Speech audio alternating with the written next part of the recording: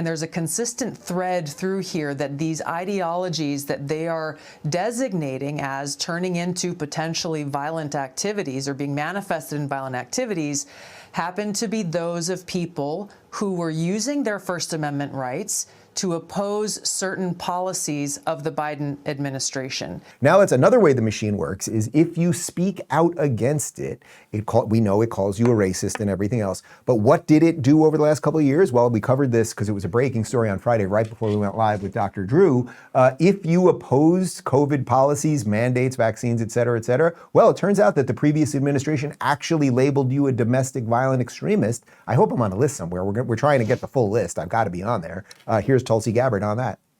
That when you look at the language of these documents that I've declassified, first, the strategic implementation plan of the Biden administration's designation of potential violent domestic extremists, it really talks about people who may likely turn out to be domestic violent extremists, or those who may likely turn to violence because of these specific quote-unquote ideologies that they hold. And there's a consistent thread through here that these ideologies that they are designating as turning into potentially violent activities or being manifested in violent activities happen to be those of people who were using their First Amendment rights to oppose certain policies of the Biden administration.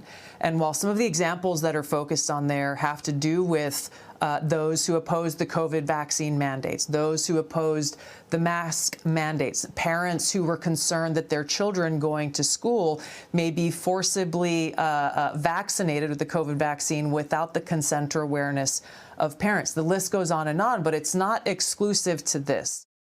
Do you think there was a reason they did not want Tulsi to become the director of national intelligence? Like, she's going to start going through this stuff and we're going to find out those lists. And I have no doubt I was on those lists. We know that one of my tweets when I said the vax wasn't working back in July of 21 and I said mandates were coming, we know that the government worked with Twitter to take that thing down. So they are going again to expose some of this stuff.